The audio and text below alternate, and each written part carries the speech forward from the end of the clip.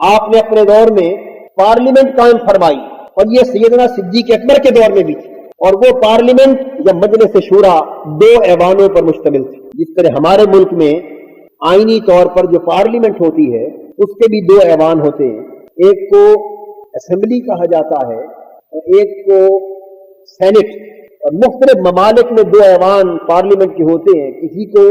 General house کہا جاتا ہے یا ہاؤس آف کامنز، اور کسی کو اسپیشل ہاؤس یا ہاؤس آف لارڈز کہا جاتا ہے۔ مختلف ممالک میں ان ایوانوں کے نام مختلف ہیں، لیکن ایک بنیادی تصور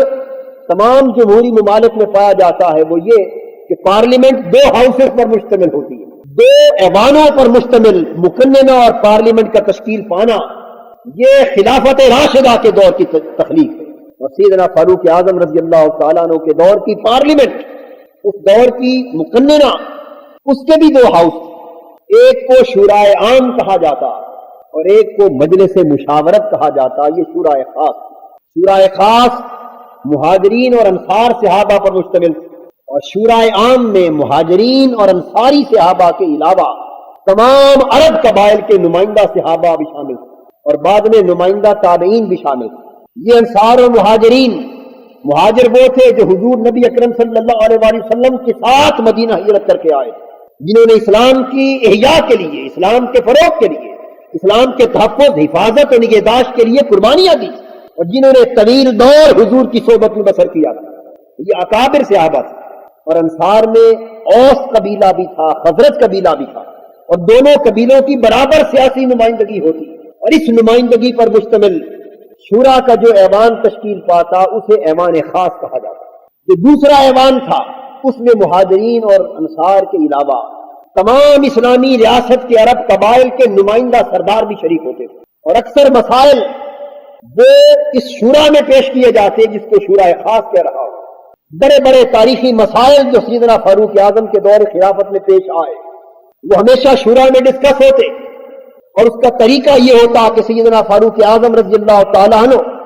اسمبلی کا اجلاس طلب کرنے کے لیے اعلان کرواتے، اور اعلان کے لیے الصلاۃ جامعہ کے الفاظ بلند کیے جاتے کہ آؤ لوگوں، نماز جمع کرنے والی ہے۔ گویا اسمبلی کے اجلاس کو، اسلامی سلطنت کے امور کو طے کرنے کی خاطر اسمبلی کے اجلاس کو نماز سے اس کا آغاز کیا جاتا، اور اس کو ایک باقاعدہ مقدس عمل اور عبادت تصور کیا جاتا۔ چنانچہ لوگ مسجد نبوی میں جمع ہو جاتے جو اسمبلی کے ممبر تھے، اور جمع ہو کر سب سے پہلے سیدنا فاروق اعظم رضی اللہ تعالیٰ عنہ اس اجلاس کا آغاز 2 رکعت نماز نفل سے فرماتے۔ یہ تاریخ اسلام کا اتنا بڑا شاندار ایک نمونہ ہے کہ سیدنا فاروق اعظم رضی اللہ تعالیٰ عنہ نے اس تصور کو ذہنوں میں بٹھاتے ہوئے کہ انسان بالآخر انسان ہے اور خطا کا پتلا ہے، لیکن ہم چونکہ امور سلطنت کو طے کرنے کے لیے اللہ کے حکم پر اکٹھے ہو رہے ہیں، تو ممکن ہے کہ ہماری سوچ بچار میں کوئی کمی رہ جائے، کوئی کوتاہی رہ جائے، کوئی غلطی رہ جائے، لہذا اس کو اللہ کی رحمت سے دور کرنے کی خاطر اجلاس سے پہلے اللہ کی مدد طلب کرتے، اور مسجد نبوی میں 2 رکعت نماز نفل پڑھی جاتی، اور نفل سے فارغ ہونے کے بعد باقاعدہ اجلاس کا آغاز۔ یہ بات اتنی گراں قدر ہے کہ میرا دل یہ چاہ رہا ہے کہ ہمارے دور کے موجودہ حکمران بھی اس تصور کی طرف توجہ فرمائیں، اور جہاں تک جس کے بس میں ہو سکے وہ کوشش کریں کہ اپنے اجلاس کا آغاز تلاوت کلام پاک سے اجلاس کے آغاز کا ہونا تو منقول ہے ہی، لیکن اگر نماز سے، اور نماز اللہ سے مدد طلب کرنے کی بنا پر اگر نماز سے اجلاس کا آغاز کیا جائے تو میں سمجھتا ہوں کہ یہ سارے لوگ عمل میں اچھے ہو یا برے ہو، باہر طور ہیں تو مسلمان، جب وضو کی حالت میں وہ اسمبلی ہال میں بیٹھیں گے اور نماز پڑھ کر اللہ سے ہدایت اور مدد طلب کر کے بیٹھیں گے تو کافی حد تک ان کے نفس کے تمرد، انحراف اور ان کی شیطنت کا علاج ہو جائے گا، اور اللہ کا خوف ان کے دل پر بیٹھے گا، خدا کی رضا ان کے ذہنوں پر بیٹھے گی، اور وہ اپنے مفاد اور منفعت اور اپنی لادینیت کے تصور پر غالب آ کر اللہ کی مدد اور اس کے خوف کے تصور میں تابع ہو کر جب امور سلطنت کی طرف سوچیں گے تو بہت سے امور میں اللہ کی طرف سے برکت اور رحمت ہوگی۔ اور میں دعا بھی کرتا ہوں کہ اللہ پاک ہمارے احباب کو اور حکمرانوں کو اس امر کی نیکی کی توفیق عطا فرمائے کہ وہ اپنے دور میں ایسی اچھی روایات کو جنم دے سکیں اور تعدیر ان روایات کو قائم کر سکیں۔ میں عرض کر رہا تھا کہ 2 رکعت نماز نفل سے اجلاس کا آغاز ہوتا اور پھر سیدنا فاروق اعظم رضی اللہ تعالیٰ عنہ وہ ممبر پر تشریف فرماتے اور سربراہ ریاست کے طور پر پہلا خطاب فرماتے، اور اس خطاب میں سب سے پہلے وہ مسئلہ پیش کرتے جس مسئلے کے لیے یا ایجنڈے کے لیے اجلاس طلب کیا گیا ہوتا، اور ایجنڈا پیش کرنے کے ساتھ آپ فرماتے کہ لوگوں، تم سب لوگوں نے اپنے کام میرے سپرد کیے، اب حقیقت خلافت کے مفہوم کو سمجھ لو۔ فاروق اعظم رضی اللہ تعالیٰ عنہ کی زبان سے کہ حقیقت خلافت کیا ہے، حقیقت حکومت کیا ہے اور حقیقت سلطنت کیا ہے، ہمارے ذہنوں میں الا ماشاء اللہ یہ تصور راسخ ہو گیا ہے کہ اگر ہم مسند حکومت پر بیٹھتے ہیں اور اگر زمان سلطنت ہمارے ہاتھوں میں آتی تو ہم سمجھتے ہیں کہ ہم سارے کے سارے اختیارات کے وحید مالک بن گئے اور سارے اختیارات کے وارث اتم بن گئے، اور یہ ساری قوم ہماری محکوم اور غلام ہو گئی سوائے ان لوگوں کے جنہیں اللہ نیکی کی توفیق عطا کرے۔ پھر اکثر ہماری تاریخ یہ بتاتی ہے کہ پھر وہ لوگوں کو انسان کا تصور نہیں کرتے اور محکوموں کے حقوق کو اپنے حقوق سے جدا جانتے ہیں اور اپنی حیثیت کو اپنے وقت کے فرعون قارون کی مانند ان سب کی حیثیتوں سے بلند اور بالا جانتے ہیں۔ فاروق اعظم رضی اللہ تعالیٰ عنہ ارشاد فرماتے کہ لوگوں، میں تم مجھے حکمران کہتے ہو، خلیفہ کہتے ہو، اور خلیفے کے طور پر سن لو کہ میری حیثیت کیا ہے۔ آپ نے فرمایا کہ تم سب نے مل کر اپنے کام مجھے سونپ دیے ہیں، اور تمہارے کام جو مجھے سونپے گئے اسی سونپے جانے کا نام امانت حکومت ہے۔ یہ وہ امانت ہے جس کا بوجھ میں اٹھائے ہوئے ہوں۔ اب میں تم سے درخواست کرتا ہوں کہ اس امانت کے بوجھ اٹھانے میں تم میرے شریک ہو جاؤ، تم میرے ساتھ مل جاؤ۔ اب ہم اس اجلاس میں مشاورت کے وقت اس امانت کو سنبھالتے ہوئے ہم میں سے کوئی شخص دوسرے سے بہتر نہیں ہے، اور آپ فرماتے کہ میں تم میں سے کسی بھی کمزور سے کمزور شخص کے برابر حیثیت کا مالک ہوں۔ اور اس کے بعد ارشاد فرماتے کہ اگر فیصلہ حق و ثواب کے مطابق، کتاب و سنت کے مطابق، عدل کے مطابق، اور میں عدل اور حکومت اسلام کے قوانین کے مطابق کروں اور عدل کے ضابطوں پر چلوں تو تم میرے کہے ہوئے کی پیروی کرو، اور اگر میں عدالت کی راہ سے ہٹ جاؤں، قرآن و سنت کی راہ سے ہٹ جاؤں تو تم میں سے کسی پر میرے حکم کی پیروی واجب نہیں ہے۔ ایجنڈے پر تقریریں ہوتی اور بالآخر کثرت رائے سے مشاورت کی بنا پر فیصلے کیے جاتے۔ بسا اوقات ایسا ہوا کہ کسی مسئلے پر سیدنا فاروق اعظم رضی اللہ تعالیٰ عنہ نے ایک رائے دی اور ہاؤس کے اکابر صحابہ اور دیگر لیڈروں نے کھڑے ہو کر ان کی مخالفت کی، اختلاف کیا۔ اس وقت تصور حزب اختلاف کا اور حزب تنقید کا تھا، لیکن اختلاف اور تنقید کا معنی یہ بھی نہ تھا کہ چونکہ وہ حکومت میں نہیں آئے اس لیے ان کا فرض ہے کہ ہر اچھائی اور برائی کی بات پر برابر تنقید کرتے چلے جائیں۔ یہ فرض اور منصب نہ تھا، بلکہ اقتدار اور اختلاف دونوں امانتیں تھیں۔ جن لوگوں کو اقتدار کا مسند نصیب ہوتا وہ بھی خود کو اتفاق میں شامل رکھتے، اور جو ان کی برائیوں پر تنقید کرتے، اختلاف کرنے والے ہوتے، وہ بھی خود کو احتساب میں شامل کرتے۔ اچھائی کی بات میں معاونت کی جاتی، برائی کی بات پر کھلی تنقید کی جاتی، اور اختلاف رائے کا حق کسی سے سلب نہیں کیا جاتا تھا۔ ملک کے نہامن میں آپ کے جانے کا مسئلہ درپیش ہوا،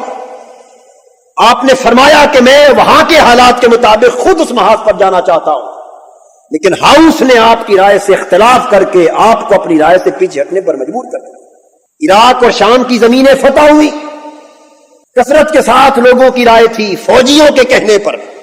کہ مفتوحہ زمینیں فوجیوں کو جاگیر کے طور پر دے دی جائیں۔ سیدنا فاروق اعظم رضی اللہ تعالیٰ عنہ فرماتے تھے اگر مفتوحہ زمینیں سب فوجیوں کو جاگیر کے طور پر دے دی گئی تو آنے والی نسلوں کا کیا حال ہوگا؟ اس طرح ساری مفتوحہ زمینیں بڑھتی جائیں گی اور آنے والے مومنوں اور آنے والے شہریوں کا ان میں کوئی حق باقی نہ رہے گا۔ اس پر بحث ہوئی۔ ہمیں تاریخ بتاتی ہے کہ مسلسل کئی دنوں تک اسمبلی کا اجلاس ہوتا رہا، دھواں دار تقریریں ہوتی رہیں، دلائل کا مبادلہ ہوتا رہا، اور بھرپور دلائل اور بحث و تمیز اور گرما گرم بحث کے بعد بالآخر کسی نتیجے پر نہ پہنچ سکے۔ جلیل اور قدر صحابہ بھی بعض حضرت عمر فاروق کی رائے سے اختلاف کرتے تھے، کچھ ان کے حامی تھے۔ بالآخر حضرت فاروق اعظم کو قرآن پاک کی ایک آیت سوجی، اس میں یہ تھا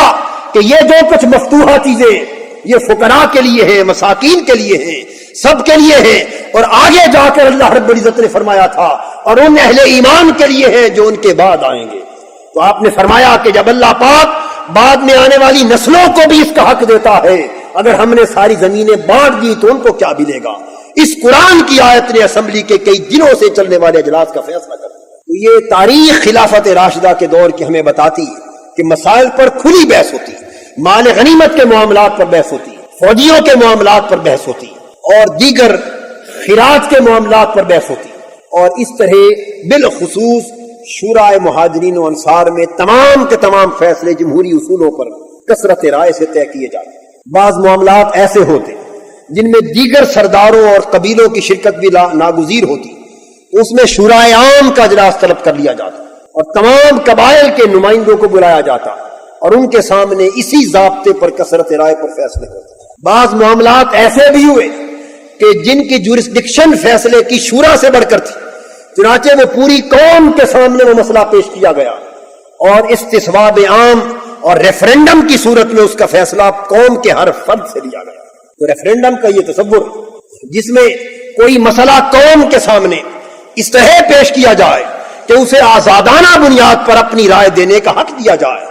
اور اس طرح حقیقی کثرت رائے کی بنا پر اس امر میں فیصلہ کیا جائے، یہ بھی سیدنا فاروق اعظم رضی اللہ تعالیٰ عنہ کی سنت ہے۔ پھر آپ نے کیبنٹ تشکیل دی تھی، وہ کیبنٹ ہر روز مسجد نبوی،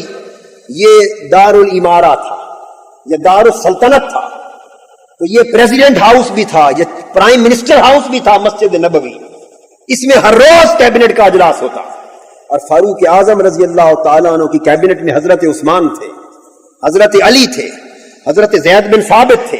ابی بن کعب تھے، حضرت طلحہ تھے، حضرت زبیر تھے، حضرت معاذ بن جبل تھے، اور اس طرح چند جلیل القدر صحابہ پر آپ نے کیبنٹ بنا رکھی تھی۔ اور کیبنٹ میں حضرت علی شیر خدا کا ہونا بھی اس بات پر دلالت کرتا ہے کہ حضرت علی کے ہرگز خلفائے راشدین سے اختلافات نہ تھے، وہ پہلے 3 ادوار میں خلفائے راشدین کے وزیر رہے، مشیر رہے، اور جب اپنا دور آیا تو پھر وہ صاحب سلطنت ہو گئے۔ اس کیبنٹ کے روزانہ اجلاس ہوتے اور چھوٹے سے چھوٹے مسئلے کو بھی کیبنٹ کے سامنے پیش کیا جاتا۔ اور پھر ہمیں خلافت راشدہ کا دور یہ بات بھی بتاتا ہے، اور تاریخ کا اگر حقیقت پسندانہ گہرائی اور گہرائی کے ساتھ جائزہ لیا جائے تو پتہ چلتا ہے کہ خلفائے راشدین نے اپنے میں سے کسی کے پاس ویٹو کا حق نہیں رکھا تھا۔ بعض لوگوں نے غلطی سے اسلام کے اندر سربراہ ریاست کے لیے ویٹو کے رائٹ کا تصور پیش کیا۔ میں سمجھتا ہوں کہ یہ اسلام کی روح شورائیت کے خلاف ہے، اسلام کے عطا کردہ تصور کمال جمہوریت کے خلاف ہے۔